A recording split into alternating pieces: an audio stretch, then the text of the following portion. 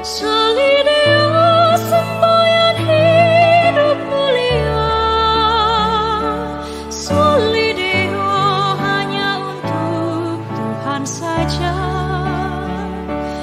Dalam doa dan karya maupun mencinta, semua tersembah hanya untuk Tuhan.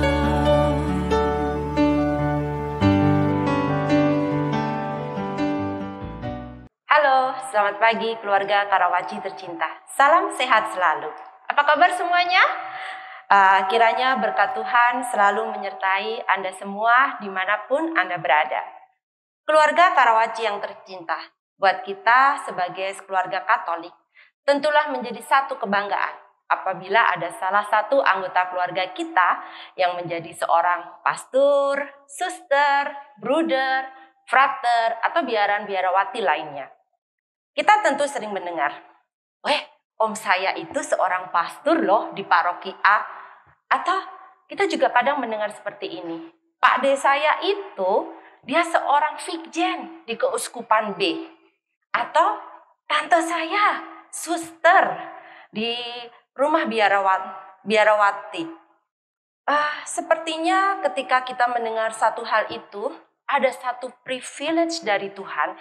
Ya karena itu akan memberkati keluarga kita. Nah, bagaimana nih Bapak Ibu sekalian dan saudara-saudara sekalian? Kalau yang menjadi pastor atau suster itu adalah anak kita. Buat kita sebagai keluarga Katolik, kalau ada anak yang menjadi seorang pastor, suster, itu adalah sesuatu hal yang istimewa. Mengapa itu menjadi hal yang istimewa? Istimewa karena kalau anak kita sudah menjadi seorang pastor, atau yang biasa kita sebut romo, anak kita menjadi seorang suster, tentunya mereka tidak akan bisa merawat kita di masa tua kita nanti. Lalu mungkin juga mereka tidak akan bisa menjadi seorang pengusaha sukses gitu ya, yang memiliki materi yang banyak. Namun tenang Bapak Ibu, tidak semua orang terpanggil menjadi romo. Dan kalau ada yang mengutarakan niat mereka untuk menjadi romo pun, tidak semua orang tua akan setuju atau mengizinkan putra-putri mereka untuk menjadi romo atau suster. Tapi pagi hari ini kita akan menemui orang tua yang sangat istimewa sekali. Hari ini saya akan mengajak Anda semua, keluarga di paroki Karawaci ataupun dimanapun Anda berada, untuk belajar sebuah pengalaman indah dari sebuah keluarga sederhana yang telah mempersembahkan putra mereka tercinta untuk menjadi seorang romo. Siapakah beliau? Mari kita ikuti bincang dari hati ke hati. Tamu kita pagi hari ini adalah Ibu Margareta Sri Supatmi dan Bapak Paulus Siswadi. Bapak Ibu hebat ini adalah sepasang orang tua dari salah satu umat terpanggil di paroki kita. Penasaran kan siapa sih putra beliau? Mari kita saksikan kilas perjalanan panggilan dari putra Bapak Ibu Paulus Siswadi. Romo Daniel Wisnu Bintoro, CICM, adalah seorang umat terpanggil dari lingkungan Santo Stefanus I, Paroki Karawaci. Sulung dari dua bersaudara ini merupakan putra terkasih dari pasangan Bapak Paulus Siswadi dan Ibu Margareta Sri Supatmi yang dilahirkan pada tanggal 5 Desember 1987. Masa remaja beliau dihabiskan dengan menjadi putra altar, aktif di kegiatan gereja. Akan tetapi, tidak pernah terpikirkan sebelumnya oleh Bapak Paulus Siswadi dan Ibu Margareta Sri Supatmi bahwa suatu ketika putra terkasih mereka akan meminta izin untuk menjadi seorang romo di akhir masa sekolah menengah umum beliau. Dulu waktu Romo masih kecil, Romo pernah terjatuh dan membuat dia muntah, lemas. Sang ibu dengan penuh iman mohon kesembuhan dan berjanji pada Tuhan akan menyerahkan putra terkasih sepenuhnya untuk melayani Tuhan apabila diberi kesembuhan. Dan doa sang ibu pun terkabulkan. Romo sembuh, tumbuh dengan sehat dan ceria, menjadi anak yang pandai. Dan pada akhirnya Tuhan memanggilnya untuk menjadi gembala umat, menjadi seorang pastor.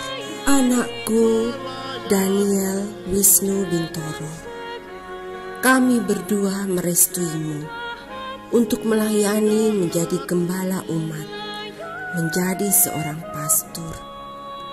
Anakku Daniel Wisnu Bintoro, kami bukanlah orang yang berharta, tapi kami merelakanmu, nak, untuk menyerahkan seluruh hidupmu melayani gereja. Anak sulungku Daniel Wisnu Bintoro, kami bangga, nak, mengetahui engkau dapat menimba ilmu hingga ke Roma dan menjadi pendidik yang hebat setelah engkau ditabiskan. Anakku Daniel Wisnu Bintoro, kami terus mendoakanmu, nak, supaya engkau terus setia dalam pelayananmu sampai akhir hayatmu.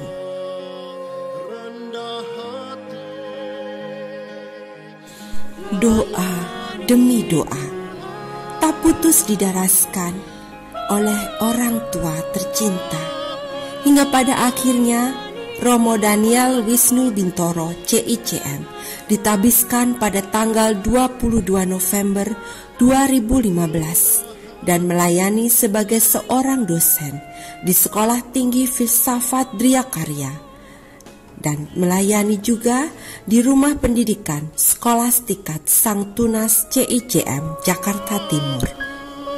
Selamat melayani Romo kami tercinta. Kami bangga engkau menjadi umat pilihan Tuhan.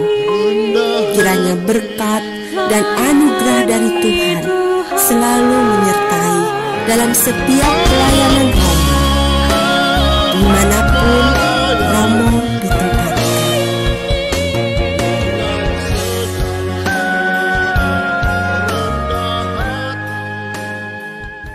Mari kita sambut ibu yang hebat ini, Ibu Margareta Sri Supatmi.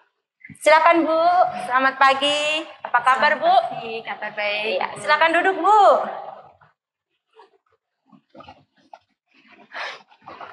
Oke, Bu, tadi kan kita sudah melihat ya Bu ya, video perjalanan dari Romo gitu ya. Saya itu terharu, apalagi ada beberapa yang dibilang Romo itu sempat jatuh, lalu Romo juga lemes ya Bu, muntah-muntah gitu ya. Ibu bisa dong ceritakan Ibu kepada kami bagaimana sih masa kecil dari Romo Wisnu Bu? Baik Ibu, jadi masa kecil anak saya, karena kami terbiasa memanggil dengan nama Wisnu, ya sewajarnya seperti anak-anak yang lain.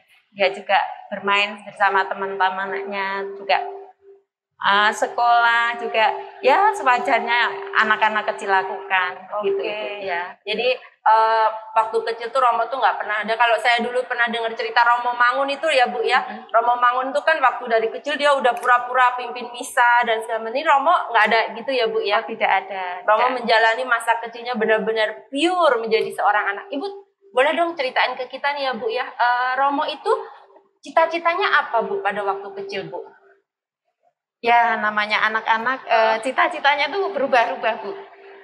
Sebentar dia pengen jadi pesulap, kadang pengen jadi polisi, terus dia juga pengen jadi detektif karena yang dilihat di televisi itu kan film-film kartun yang detektif itu. Oke. Sepertinya Romo ini punya chemistry nih dengan saya, Bu. Sama-sama suka detektif. Oke, Bu. Kalau Ibu sendiri nih sebagai orang tua ya, Bu, Ibu tuh punya harapan apa nih, Bu, sama Romo? Kira-kira pada waktu Romo itu masih kecil, aku tuh pengen anakku jadi apa gitu. Ibu punya nggak gambaran seperti itu? Kalau saya itu hanya begini, Ibu. Pokoknya anak saya menjadi anak yang baik, anak yang berguna, terlebih berbakti kepada Tuhan. Jadi saya berharapnya masih sederhana seperti itu, Ibu. Belum memiliki cita-cita yang tinggi. Tetapi kalau misalnya pun itu punya harapan terhadap anak, saya itu hanya ingin anak saya dapat nantinya kalau besar dia setidaknya kalau dia bisa memiliki ilmu itu untuk bisa mengajar di sebuah sekolahan atau dia bekerja di sekolah seperti itu. Jadi seperti saya ya, Bu, guru. Oke, Bu. Waktu tadi saya dengar ya Romo itu tiba-tiba di masa akhir SMU-nya ya, tadi di video tadi Romo datang ke Ibu dan Bapak lalu mengutarakan niatnya. Panggilannya siapa, Bu? Bapak Ibu ya? Iya. Oke. Pak, Bu, aku mau jadi Romo. Itu perasaan pertama apa yang muncul di hati Ibu? Yang pertama muncul pastinya rasa bahagia, juga campur rasa tidak percaya. Karena ini sesuatu yang tiba-tiba, sebelumnya tidak pernah dia menceritakan. Tiba-tiba di suatu pagi anak kami ini membangunkan kami gitu. Dia menyampaikan apa yang menjadi cita-citanya. Ya bahagia, Bu, gembira gitu ya. Yang pastinya mendukung. Nggak shock, Bu, pagi-pagi dibangunin terus anakku bilang, "Mak, Bu, aku mau jadi Romo nih, Bu," gitu. Ya gimana ya rasanya itu ya, karena tiba-tiba ya. ini anak ngomong benar atau tidak, tetapi ya karena apa? Kita ini masih menganggapnya masih anak-anak, ya bisa jadi nanti berubah. Nah, apa yang menjadi cita-citanya seperti itu. Ibu sama Bapak dulu waktu Romo bilang, "Pak, Bu, aku mau jadi Romo." Pernah bicara dengan Bapak gitu nggak, Bu? Kalau Bapak perasaannya bagaimana, Bu? Ya, kalau Bapak ya sama. Karena kami ini ibaratnya memiliki cita-cita yang sama untuk anak kami ini dapat hidup dengan baik. Ya, satu-satunya jalan yang mungkin menjadi anak yang berguna itu tadi, Bu. Jadi saya kira saya sama bapaknya tuh sangat mendukung seperti itu. Dan ternyata betul loh, Bu. Ya. Doa Ibu Romo jadi anak yang berguna gitu ya. Dan ternyata lebih berguna, Bu. Ya kan, buat gereja, buat masyarakat sekitar. Karena saya lihat nih Romo ini sebetulnya Bu? Beliau itu mewujudkan keinginan Ibu. Ibu kan dulu ingin Romo jadi pendidik. Ya. Jadilah Romo pendidik ya, sebagai seorang dosen. Dan Ibu ingin Romo jadi berguna. Double doanya, Bu. Keren, Bu. Oke. Ibu, waktu setelah Romo menjalani masa pendidikan ini, Ibu bisa diceritakan dong, Bu, momen waktu Romo ditabiskan, Bu. Itu agak panjang juga ceritanya, Ibu. Jadi maksud saya gini, kami ini tidak pernah menyangka bahwa anak kami ini akan ditabiskan di luar Pulau Jawa ya, Bu. Ya. Di mana, Bu? Romo ditabiskannya, Bu? Di Gereja Stella Maris di Sungai Danau, Tanah Bumbu, Kalimantan Selatan. Oke. Itu ada di kota ya, Bu, di pusat kota Kalimantan Selatan ya, Bu? Oh, tidak Ibu. Itu bukan, enggak ya, Bu? Tidak, Bu. Jadi itu dari kotanya yang masih mengendarai kendaraan itu mungkin sekitar 4-5 jam itu. Jadi memang agak jauh juga.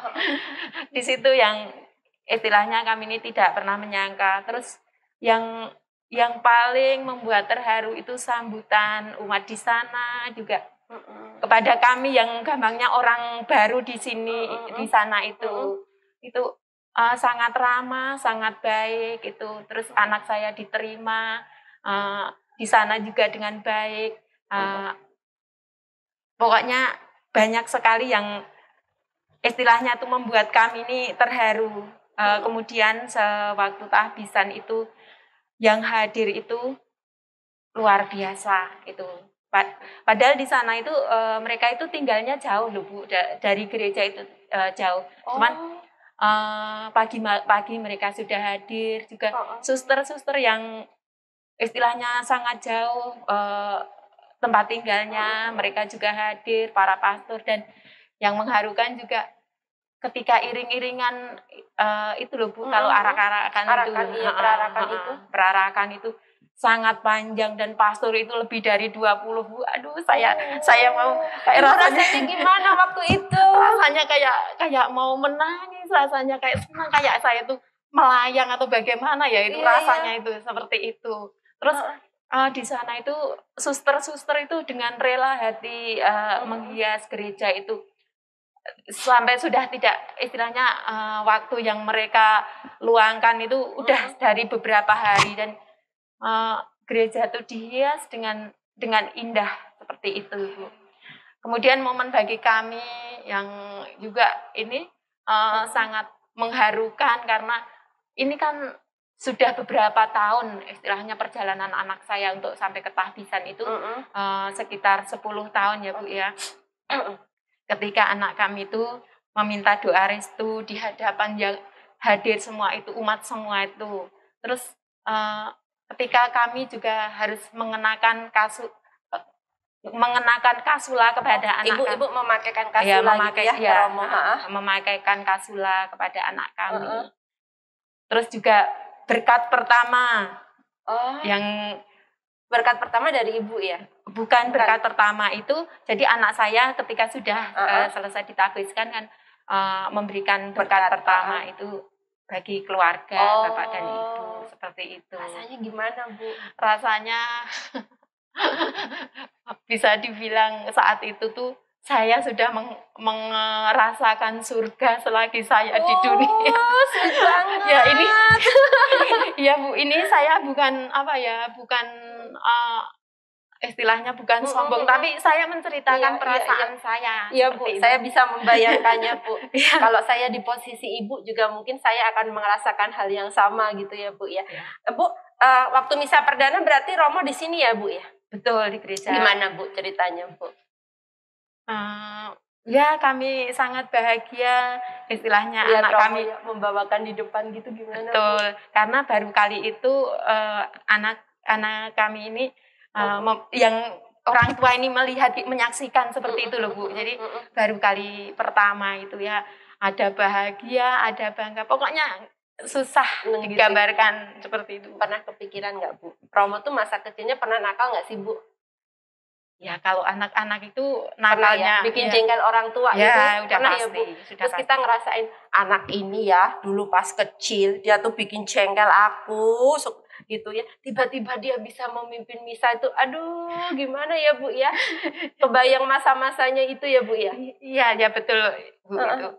Ya, jadi nah Bu, tadi kan kita sudah menceritakan ya Bu masa kecil Romo yang biasa-biasa saja Ibu bilang seperti anak yang lain.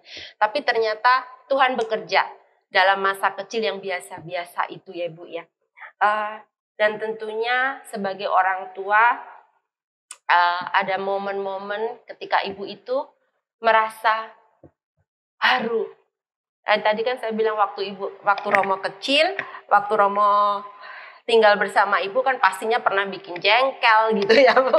Pernah bikin Ibu harus marahin Romo gitu ya. Sebagai ibu-ibu tentu kita sering seperti itu. Tapi terus ternyata setelah besar nih melihat sosok Romo Daniel Wisnu Bintoro yang seperti itu gitu, ada momen, Ibu pernah nggak merasakan momen-momen haru atau ya momen-momen di mana Ibu tuh ada haru bangga, ternyata anakku yang aku asuh, anakku yang aku didik di rumahku yang sederhana, di dalam keluarga sederhana bisa menjadi orang seperti ini gitu Bu. Ya tentu saja ada Bu. Jadi ketika saya mencucikan jubahnya itu, Bu.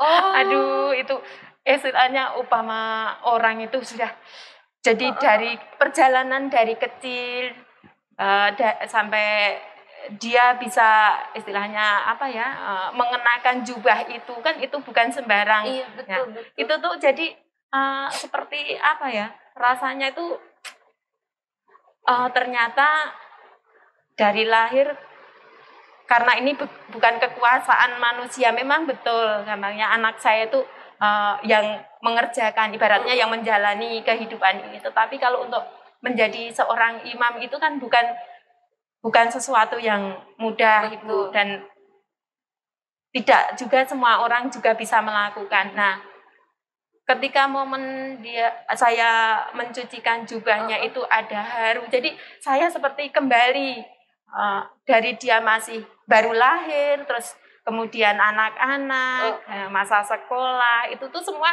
kayaknya terekam di nyuci itu ya. Itu Bu. Jadi apa ya? Itu pokoknya susah digambarkan, ada rasa bangga, di situ ada doa, ada air mata, ada harapan, ada semuanya Iya Ibu, iya. terwujud dalam. Saya bayangin Ibu lagi duduk, cucinya pakai tangan ya Bu? Iya, betul. Duduk, di depan ada ember, sambil nyuci. Pertama, inget Romo waktu bayi.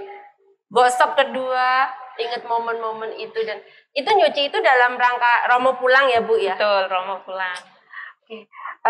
Ibu, ini satu hal yang mengharukan nih, saya tuh sebenarnya pengen nangis juga mendengar kisah Ibu hari ini. Tapi ini nangisnya bukan nangis sedih ya Bu, ya, nangis bangga. Ternyata kalau Tuhan mau bekerja di sebuah keluarga itu, dan Tuhan tuh nggak milih-milih gitu ya Bu. Tuhan tuh nggak milih kalau jadi Romo tuh harus dari keluarga seperti ini. Tuhan tuh nggak milih seperti itu, tapi Tuhan mau lihat ketulusan kita gitu ya Bu ya. Nah Bu, waktu kecil sih Ibu manggil Romo siapa? Le ya Bu ya. Le ini panggilan untuk anak laki-laki dalam bahasa Jawa ya. Terus kalau sekarang Ibu manggilnya siapa Bu? Tetap Le. Tetap Le ya Bu, nggak ada panggilan Romo ya Bu ya. Oh tetap Le, oke Bu. Jadi kayaknya tuh ada rasa gimana gitu ya Bu, ketika kita manggil seorang pastor ya, yang di mata orang itu kan pastor itu sosok yang dihormati, dan kita tuh bisa manggil dia Le. Itu ada rasa yang Ibu bisa diceritakan nggak Bu? Ya kalau saya tuh karena semenjak kecil saya manggilnya Le, jadi sampai sekarang pun saya tetap manggilnya Le. Soalnya saya merasa bahwa tidak ada yang berubah dalam dirinya. Oh iya. Berarti Roma kalau pulang masih manja-manjaan gitu nggak sama Ibu? Pasti. Pasti. Itu yang momennya apa Bu? Ya kalau misalnya kami kan suka tidur itu bersama-sama. Dia meluk saya, katanya. Ibuku. Aduh, Romo tuh deket sekali ya sama Ibu. Betul. Ya, oke. Jadi biarpun seorang Romo di luar, kalau pulang ke rumah tetap akan menjadi anak kita ya Bu ya. Bu, kita tahu ya Bu, tadi kita tahu nih, tadi waktu saya pembukaan kan saya bilang ketika kita sudah tua, nanti kalau anak kita menjadi Romo tuh kita nggak bisa mengharapkan anak kita itu merawat kita, memberi uang bulanan yang mencukupi kebutuhan kita gitu ya Bu ya. Nah terus Romo ini kan juga jarang pulang ya Bu ya, jarang pulang. Pulang tuh paling setahun berapa kali ya Bu? Kebetulan karena ini ada di Jakarta, jadi kadang ada waktu. Terakhir saya ketemu sudah berapa ya, 9 bulan sekali. 9 bulan sekali itu baru ketemu. Itu pun juga pas karena bisa dibilang agak longgar atau bagaimana, saya nggak tahu juga sih. Pokoknya sehabis libur Natal jadi bisa pulang ya. Lama ya Bu? Ya lama. Bisa berhari-hari gitu? Enggak, cuman paling nginep 1 malam atau paling banyak 2 malam. Aduh, padahal deket ya Bu, Jakarta Timur sini. Tetap aja kalau seperti ini itu ya. Karena mungkin terbantu karena masih dekat ini, jadi merasa bahwa anak saya di tempat yang aman gitu. Gitu. Bu, ini kalau saya itu kan punya anak juga di seminari. Saya kalau Anak saya tuh nggak bisa ngubungin saya sewaktu-waktu dan saya nggak bisa ngubungin anak sewaktu-waktu gitu ya Bu ya. Jadi kita ketemunya tuh ya tergantung jadwal yang ditentukan seminari gitu. Apalagi di masa pandemi ini kami hanya diberi waktu Zoom sebulan sekali gitu. Nah kalau Ibu nih, dulu kan pas Romo pendidikan itu belum ada Zoom-Zoom seperti sekarang nih ya. Video call juga mungkin belum ada nih. Apa yang Ibu lakukan waktu Ibu ini kangen sama Romo dalam masa pendidikan ini? Yang kami lakukan ini Bu, jadi kalau misalnya kangen sekali ya telepon aja, jadi telepon rumah, telepon di komunitasnya, karena kan memang belum boleh untuk memegang HP. Ya, kalau sekarang Bu? Kalau sekarang setiap saat gampangnya kita bisa telepon saja Bu, jadi juga tetap saja sih tempatnya masih berjauh, cuman maksudnya kami ini masih bisa komunikasi. Romo sering WA Ibu nggak sih? Biasanya saya duluan. Anak laki-laki emang begitu. Kalau video call gitu Bu? Video call jarang. Jarang ya Bu ya? Jarang malah. Berarti malah kalau pas pulang aja Romo tuh manja-manja. Tapi kalau telepon, video call gitu jarang ya? Jarang. Romo ya. Tapi Bu, hari ini tuh ada sesuatu yang istimewa loh Bu. Romo sudah merekam satu ucapan untuk Ibu ya. Kita mau dengarkan sama-sama ya Bu ya. Mari kita dengarkan. Salam jumpa saudara-saudari terkasih, saya Pastor Daniel Wisnu Bintoro, CICM. Panggilan untuk menjadi imam tidak pernah menjadi perjalanan seorang diri. Sebab ada begitu banyak orang yang terlibat dan memberikan perhatian di sepanjang perjalanan itu dengan cara mereka masing-masing. Panggilan yang saya alami juga demikian. Dalam hal ini saya bersyukur bahwa keluarga, bapak, adikku, dan terutama ibuku senantiasa mendukung, menemani dan mendoakan saya di dalam jalan panggilan yang telah saya pilih ini. Saya ingat bahwa pada suatu pagi di tahun 2005, waktu itu saya kelas 3 SMA, sekitar pukul 5 pagi, saya membangunkan orang tua lalu mengatakan bahwa saya ingin masuk biara dan menjadi pastor. Meskipun niat tersebut cukup mengagetkan dan serba belum jelas, apalagi mengingat bahwa saya ini adalah satu-satunya anak laki-laki dalam keluarga dan juga anak pertama. Ibu saat itu tanpa ragu-ragu mengatakan bahwa akan mendukung apapun pilihan hidup yang saya putuskan.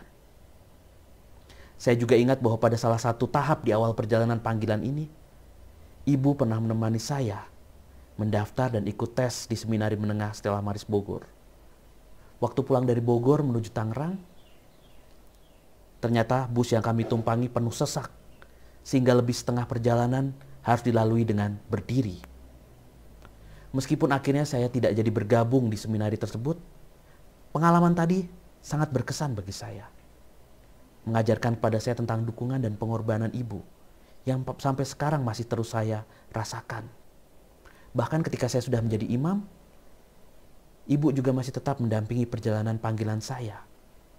Misalnya ketika saya mendapat tugas studi di Roma, selama 2 tahun, Ibu selalu meluangkan waktu untuk berkirim pesan atau menelpon saya, memberikan kata-kata penyemangat di tengah kejenuhan studi. Meskipun ada perbedaan waktu 6 jam antara Indonesia dan Italia. Jadi kalau saya baru pulang kuliah, di Indonesia sudah tengah malam. Berdasarkan pengalaman itu dan pengalaman-pengalaman lainnya yang begitu banyak, saya belajar bahwa semua ini merupakan bukti cinta, bukti perhatian, yang selanjutnya menjadikan saya pribadi yang bebas dan semakin kuat. Bebas untuk melayani, untuk pergi kemana saja di mana karya misi membutuhkan saya, dan juga untuk memberikan diri secara total. Oleh sebab itu, terima kasih banyak Bu, untuk segala cinta, untuk segala dukungan dan doa restunya. Sebagai pesan saya, menjadi imam memang menjadikan saya jarang di rumah, tinggal bersama keluarga. Bahkan padatnya tugas kadangkala membuat tidak bisa berkomunikasi dengan leluasa. Namun satu hal yang pasti, kerelaan Ibu untuk mempersembahkan saya kepada Tuhan tidak pernah membuat Ibu kehilangan anak laki-lakinya. Malahan keluarga kita menjadi diberkati, pribadi saya menjadi diberkati, dan gereja juga diberkati. Memang benar bahwa ada rasa kangen. Itu wajar, namanya juga ibu dan anak. Tapi kita ini sesungguhnya saling terhubung, tidak pernah terputus. Bukan melalui telepon, bukan melalui media sosial, melainkan di dalam doa. Sebab Tuhan sendirilah yang menyatukan kita semua. Jaga kesehatan, Bu. Semoga Tuhan berkati kita semua. Amin. Oke, Bu, tadi kita sudah dengar ya Bu ya, bagaimana Romo terus mengingat perjuangan Ibu dalam mendampingi Romo gitu ya. Saya melihat sih di sana tidak hanya doa, tidak hanya kata-kata, tapi Ibu juga turun langsung gitu ya mendampingi Romo. Waktu itu pergi ke Bogornya itu dari pagi ya Bu ya? Betul Bu. Dari pagi ya pulangnya sore karena Bogor ya cukup jauh kan kalau istilahnya pulang pergi gitu. Ya. Dan Ibu rela ya berdesak-desakan di dalam bis untuk dampingi Romo gitu ya. Ya Terus, betul Bu. Dan itu tuh terus diingat loh Bu sama Romo hingga saat ini gitu ya Bu ya. Lalu saya juga mendengar Romo tetap berkata bahwa Bu, walaupun aku sudah jadi Romo, aku tuh tetap anakmu gitu kan ya. Aku tetap anak laki-lakimu. Itu satu hal yang dari tadi kita bicarakan juga bahwa Ibu tetap manggil dia Le gitu ya. Walaupun jadi Romo, tetap jadi anak kesayangan kita. Bukan berarti setelah jadi Romo dia akan lepas gitu ya Bu. Nah Bu, andaikan Romo ada di sini sekarang atau Romo nanti akan menonton podcast kita gitu ya Bu ya. Apa yang ingin Ibu ucapkan untuk Romo? Anakku Wisnu, sekalipun kamu sekarang sudah menjadi seorang imam, itu bukanlah pencapaianmu sendiri. Itu adalah anugerah Tuhan, itu adalah Tuhan sendiri yang berkarya dalam dirimu. Jadi jangan pernah kamu sombong, tinggi hati, tetapi sebaliknya kamu harus rendah hati ya nak ya. Karena itu semua bukan hasil usahamu sendiri, itu adalah karya Tuhan yang ada dalam dirimu. Ya Ibu tahu kamu sayang sama Ibu, sama adik, juga sama Bapak. Kamu tetap harus berjuang ya nak ya, memang perjalanan ini berat. Semoga kita menjadi pemenang dalam kehidupan ini, sehingga akhir hayat dalam pesiaran ini kita akan selamat.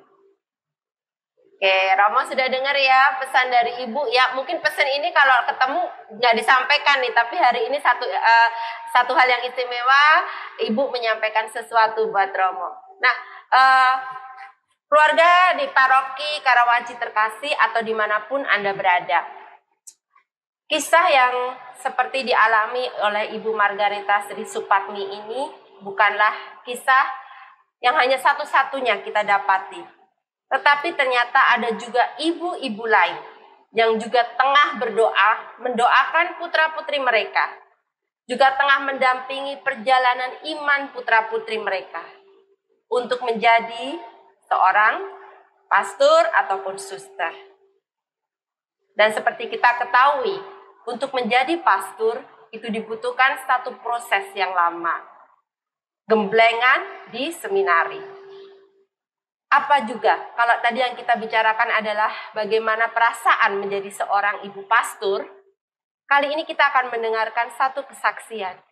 Bagaimana rasanya menjadi seorang ibu seminaris, mendampingi putra mereka yang jauh dari hadapannya, akan tetapi terus dekat di hati.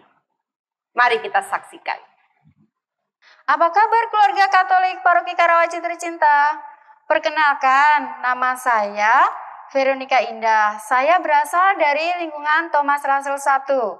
Saya dan suami, Bapak Jumato, dikaruniai seorang putra yang bernama Albertus Indrayanto. Saat ini, putra kami, anak kami, satu-satunya, tengah menjalani pendidikan di Seminaris Cadas Hikmat. Harapan saya untuk Indra adalah supaya Indra menjadi seminaris yang baik dan benar. Selalu nurut sama rektor dan pamong, selalu rendah hati, semakin setia dalam menjalani panggilan, dan selalu konsisten dalam menjalani panggilan. Saya melihat juga ada beberapa anak dari paroki kita yang ini, yang sudah bergabung belajar di seminaris. Saya senang dan bahagia karena saya melihat calon-calon penerus Romo yang penuh semangat. Saya berharap untuk anak-anak muda di Paroki Karawaci, ketika Tuhan memanggilmu, janganlah ragu dan gentar. Jawablah panggilan itu. Untuk para orang tua di paroki kita tercinta ini, Bapak, Ibu sekalian, janganlah terlalu memaksakan anak untuk keinginan orang tua. Biarlah apa yang sudah kita lakukan ini menjadi persembahan hidup yang indah buat Tuhan. Terima kasih, Tuhan Yesus memberkati. Sebagai orang tua, tentunya kita memiliki harapan untuk anak-anak kita. Untuk menjadi seorang dokter, seorang pengusaha, atau seorang pendidik, seorang pilot, dan apa saja. Yang pasti tentunya kita ingin menjadi anak kita itu menjadi orang yang berhasil, orang yang berguna, bermanfaat untuk orang-orang di sekitarnya, gereja maupun negara. Akan tetapi ada satu keunikan untuk kami yang berada di paguyuban keluarga terpanggil. Kami ibu-ibu ini berharap anak kami kelak untuk menjadi seorang pastor. Atau ada juga yang sudah menjadi seorang suster. Sedikit berbeda, tapi tentunya memiliki hal yang sama. Kami menginginkan yang terbaik untuk anak-anak kami. Bu, kita kan sering ketemu ya Bu ya dengan para anggota Paguter gitu ya Bu. Yang setiap Sabtu Minggu pertama kita ketemu untuk mendoakan para suster, para pastor, seminaris, frater gitu ya Bu ya. Dan itu adalah satu momen di mana kita bisa menjadi sebuah keluarga. Dalam keluarga tentu kita akan saling belajar. Hari ini saya belajar banyak dari Ibu bagaimana mendampingi seorang putra untuk menjadi seorang pastor. Tapi di luar sana nih Bu, kita tidak tahu ya Bu. Mungkin ada juga ibu-ibu yang saat ini merasakan pergolakan. Putra-putrinya memohon izin. Ma, izinkan aku untuk jadi pastor. Ma, aku ingin jadi suster. Namun ibu-ibu yang ada di sana sedang mengalami pergolakan. Apakah mereka akan mengizinkan putra-putri mereka untuk menjadi gembala umat? Untuk ibu-ibu ini, Ibu. Dan untuk ibu-ibu para seminaris yang saat ini juga sedang berjuang gitu ya mendampingi putra-putri mereka. Tips apa ya Bu yang ingin Ibu sampaikan kepada kami? Baik Ibu, tetapi ini bukan bermaksud saya menggurui ya. Bu, Siap ya. Ibu, kami belajar dari senior. Orang tua punya harapan terhadap anak itu merupakan hal yang wajar. Entah itu dalam bentuk profesi atau panggilan hidup yang lain. Tetapi kita juga harus ingat bahwa pemilik sesungguhnya adalah Tuhan. Namun kita juga harus ingat bahwa empunya hidup ini sebagai orang tua pun juga Tuhan itu sendiri. Mungkin yang dapat kita upayakan dan itu anugerah terbesar dari Tuhan bahwa orang tua dapat mengupayakan tentang pendidikan iman terhadap anaknya, karena kelak suatu hari nanti kita tidak akan selalu mendampingi dan anak-anak kita itu akan berhadapan dengan dunia. Bagaimana dia akan mampu bertahan untuk menghadapi dunia itu.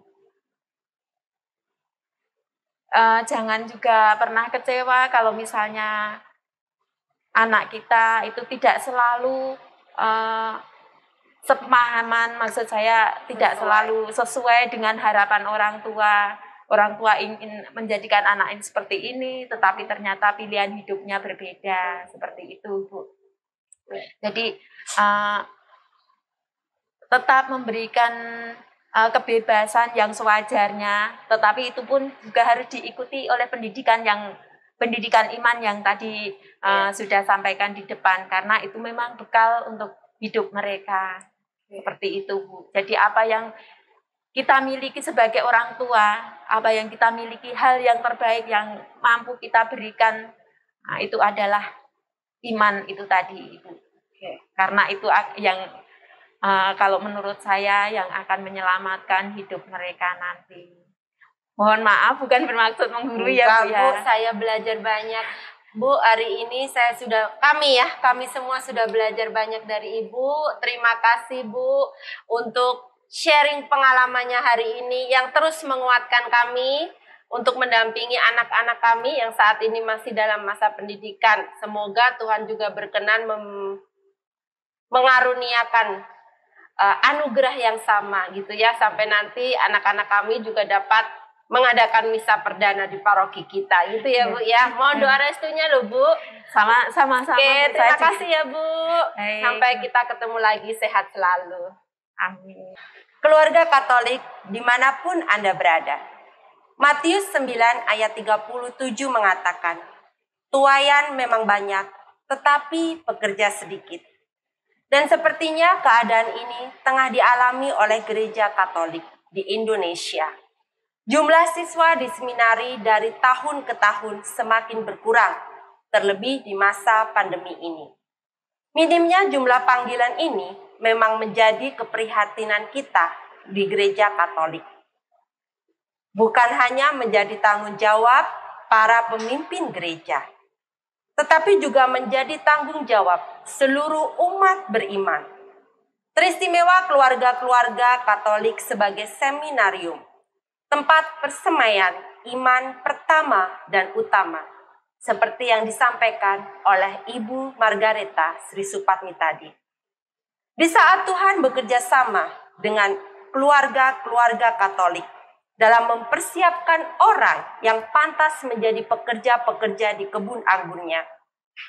Namun, apakah kita mau dan bersedia bekerja sama dengan Tuhan sendiri dalam menanamkan benih panggilan dalam diri anak-anak kita? Bapak Ibu sekalian, saya ingin bertanya, apabila suatu saat anak Anda datang kepada Anda, seperti yang dilakukan Romo Wisnu di pagi hari tadi, lalu meminta izin, Ma, Pa, izinkan aku untuk mendaftar seminari. Aku ingin menjadi seorang Romo. Apakah Bapak Ibu akan langsung berkata, ya nak, kami mengizinkan dan merestui? Atau Bapak Ibu akan berpikiran lain, mengalami pergolakan batin, lalu tidak mengizinkan putra Bapak Ibu untuk menjadi seorang Romo? Ada satu hal yang perlu kita ingat. Proses panggilan setiap orang untuk menjadi imam itu berbeda-beda dan sangat unik. Ada yang memang dari masa kecil dia sudah dipanggil untuk menjadi seorang imam. Ada juga dia sudah menjadi seorang anak remaja atau di masa dewasanya. Manusia menanggapi panggilan itu dengan memasuk seminari. Satu hal lagi, panggilan Tuhan itu bukan miss call. Panggilan Tuhan itu pasti butuh jawaban. Jawabannya dengan masuk seminari. Di seminari, calon imam digembleng dan dididik. Seminari menjadi kawah candra di muka, di mana para calon gembala gereja akan menjadi seorang imam. Di seminari, para calon imam dilatih dan dibiasakan hari demi hari untuk semakin mengenali, mencintai, dan mengikuti Yesus. Jika dari lulus SMP ya kurang lebih akan butuh waktu 12 tahun untuk proses pembentukan dan pembinaan sebagai calon imam. Tadi kita belajar dari Romo Wisnu yang membutuhkan waktu 10 tahun hingga beliau ditabiskan. Saat waktunya masuk ke depan altar untuk menerima rahmat petahbisan imamat pun, seorang frater biasanya merasa tidak layak dan tidak pantas. Apapun kelemahannya, pastor, romo adalah orang yang dipanggil Tuhan untuk melaksanakan hal-hal yang luar biasa. Pastor atau romo punya keterbatasan, tetapi rahmat Tuhan menyempurnakan. Tuhan memberinya kuasa imamat yang luar biasa. Melalui seorang pastor, Tuhan bisa saja membuat orang yang kehilangan harapan kembali mendapatkan harapan. Orang yang kering hidupnya mengalami kesegaran. Orang yang lemah mendapatkan kekuatan kembali. Orang yang sedih mendapatkan kegembiraan. Dalam diri seorang pastor, Tuhan sedang berkarya demi keselamatan jiwa-jiwa umat beriman. Keluarga Katolik yang terkasih, hari ini kita telah belajar dari Ibu Margareta Sri Supatmi dan Ibu Veronika Indah yang sudah mempersembahkan putra terkasih mereka untuk menjadi pelayan Tuhan. Itu adalah persembahan hidup yang terindah yang bisa kita berikan untuk Tuhan. Di akhir acara ini, mari kita melihat ke dalam diri kita. Maukah kita memberikan persembahan hidup yang indah untuk Tuhan? Terima kasih Bapak Ibu semuanya dan seluruh keluarga Katolik dimanapun Anda berada. Saya Christina pamit undur diri dari hadapan Anda semua. Sampai jumpa di Bincang dari Hati ke Hati berikutnya.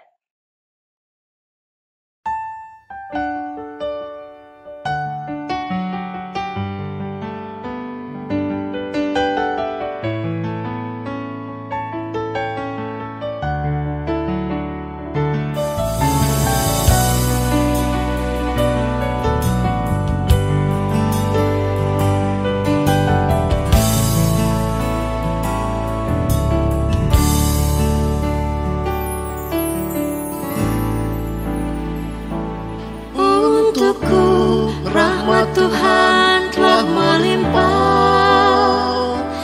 dengan cuma-cuma sebagai anugerah,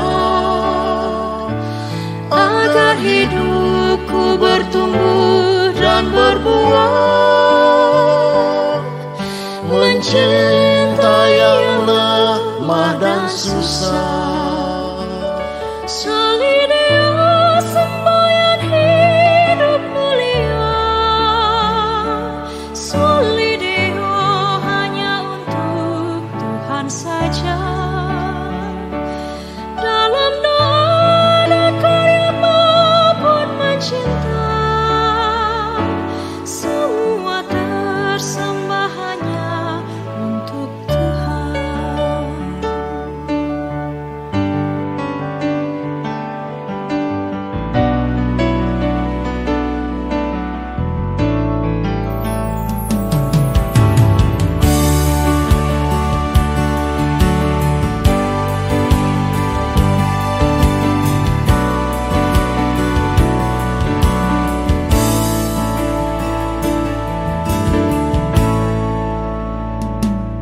Hidupku dari Tuhan untuk Tuhan, ku berbakti melayani dalam Tuhan, biar karya Tuhan nyata terlaksana,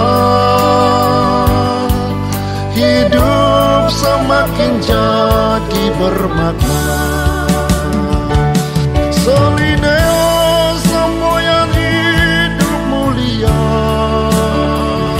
Solideo hanya untuk Tuhan saja. Dalam doa dan karya maupun mencinta, semua